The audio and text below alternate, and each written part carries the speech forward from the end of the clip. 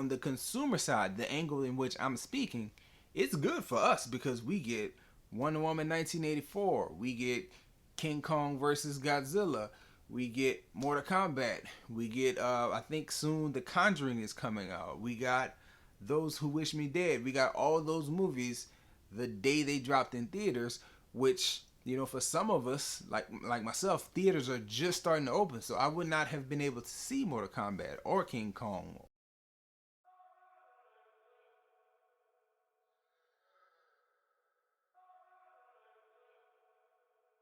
What's good, everybody? Welcome back to Whole Views, and today I'm gonna sit and talk with you all about how HBO Max is the #1 competitor to Netflix over Disney Plus. Subscribe to the channel if you haven't so far. We're doing great things. Help me to keep the channel growing.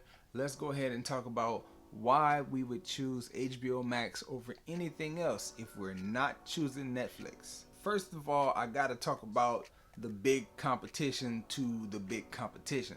We know that Netflix is the big dog. It is the #1 streaming service in the world and has been for a long time. It's the king of the hill, as I called it in a previous video that I might throw in a link to. But here we're talking about the #1 competitor, and the two biggest options would be HBO Max and Disney Plus. Now, Disney Plus has produced a #1 streaming show each year of its existence, with The Mandalorian Season 2, and WandaVision consecutively. So they have a real good track record.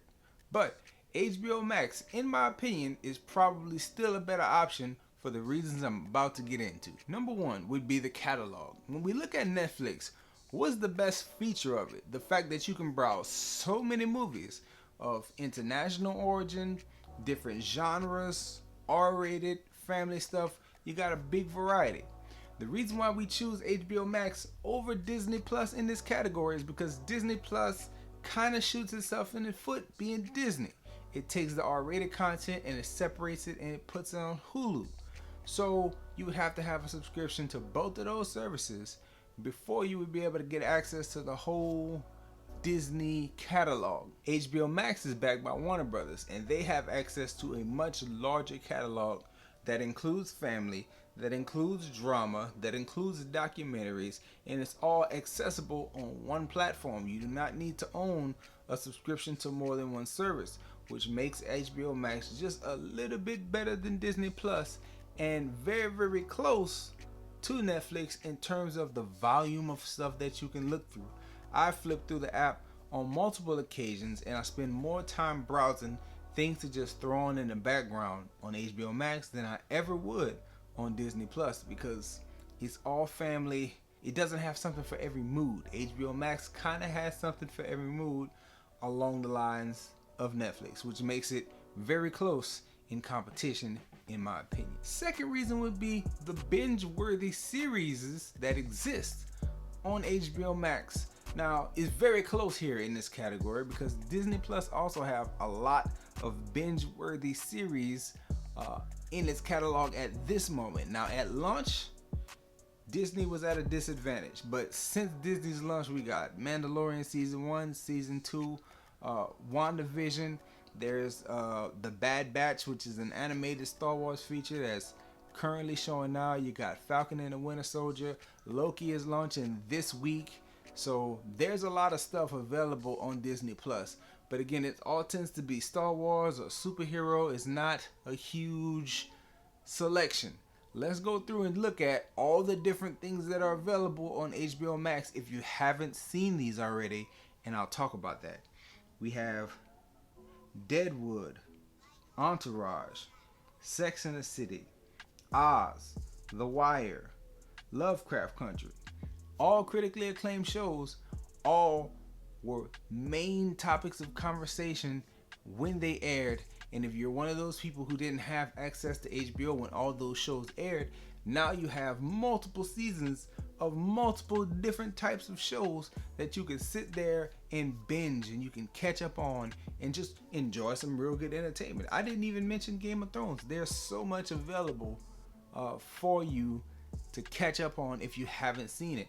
I consider myself one of those people that would need to catch up because I've never seen any of the series that I just named. And there's even more available on that platform, so you can get into it and binge it. Whereas Disney Plus, you're kind of limited to Marvel and Star Wars content right now. And on Netflix, there's also a similar catalog of like shows, but I don't believe that those shows are classics if you have access to them. And if they are, there's something that you probably already seen, or something in syndication that's just rerunning on TV.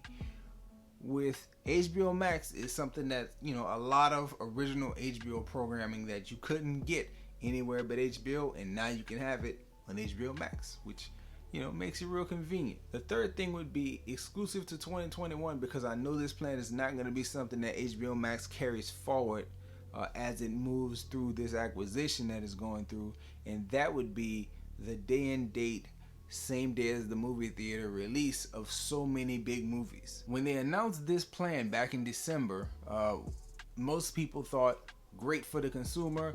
Most content creators were very upset. This move actually burned bridges with HBO and many of its creators. Well, not HBO, but Warner Brother, who controls HBO, broke some real relationships and burned some bridges with Christopher Nolan, Denis Villeneuve, and many others, because people have contracts written to have their movie shown in theaters, and now they're getting shown in theaters and streaming, and they're not gonna make the money that they thought they would be making. And a lot of the artistic ones, their vision for having something shown on a screen is just not gonna be matched.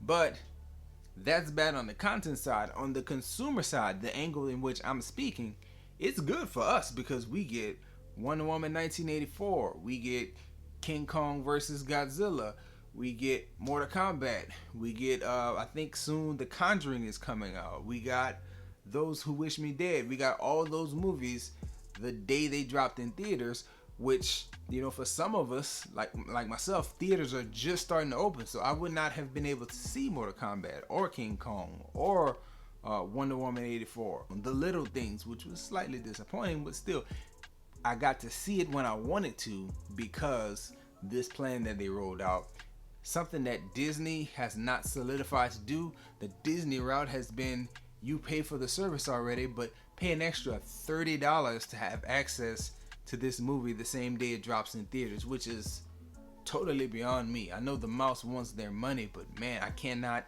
get down with paying $30 extra if I'm already paying for the service.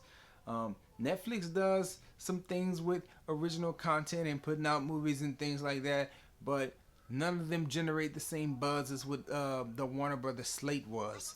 Now, I do know there's some caveats in there. I do believe Denis Villeneuve pushed his way and got Dune to release later this year, only in theaters, no streaming, and that's fine. You know, later this year, theaters are going to be open in larger numbers, so I'm fine with that. Just for 2021, releasing all their slate, the Warner Brothers slate, on HBO Max was a huge win for consumers. Not so much for content creators, but a huge win for consumers, and that alone like elevates it above Disney Plus and puts it in the same category as Netflix, at least for 2021. Overall, I find myself spending more time looking for things to watch on HBO Max than I ever did on Disney Plus, and it's comparable to the amount of time that I would spend looking for content on Netflix. As long as HBO Max exists at $14.99, commercial free, that would be something that I would be interested in paying for and keeping if I were a consumer. Now, we know that Warner is being sold off by AT&T, and I think Discover is making the purchase, and there's been rumors of like a commercial option coming to HBO Max where you can watch the same content but with commercials. I've also heard that there's rumors of a price hike possibly at the end of 2021, going from $14.99 to $19.99. If any of those changes happen, then I would say this video has kind of been voided, because I don't think $19.99 is worth paying for any streaming service. You're approaching like cable prices at $19.99. Like, I might as well get HBO on my cable service and it would probably be cheaper. But at this moment, I would say HBO Max is still a go. It is still something that you can get that free month trial, watch all you can in that free month trial, And if you got the disposable income, pay that $14.99. Watch all the content that you can before either there's a price hike or before there's any kind of service changes due to the sale of Warner Media. So as it stands, I think it's good to go. I think it is above Disney Plus, even though we have a lot of great content coming on Disney Plus. The scope to me is just more narrow than HBO Max with a plethora. You know, I even forgot to mention Tom and Jerry, a kid-friendly film. My daughters love Tom and Jerry, but you know, you get that on HBO Max as well as, you know, Mortal Kombat, which my daughters will not watch. You know, you get a wide range of stuff.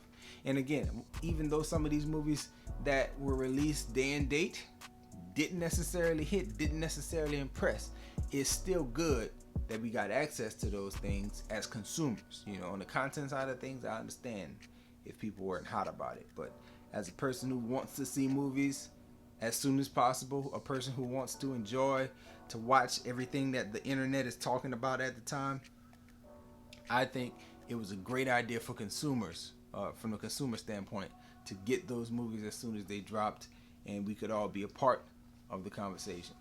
So those are my thoughts on HBO Max. That's all I have to say about it. Enjoy these videos. Subscribe to the channel. Enjoy yourself. Guard your heart. Come on back and watch more videos.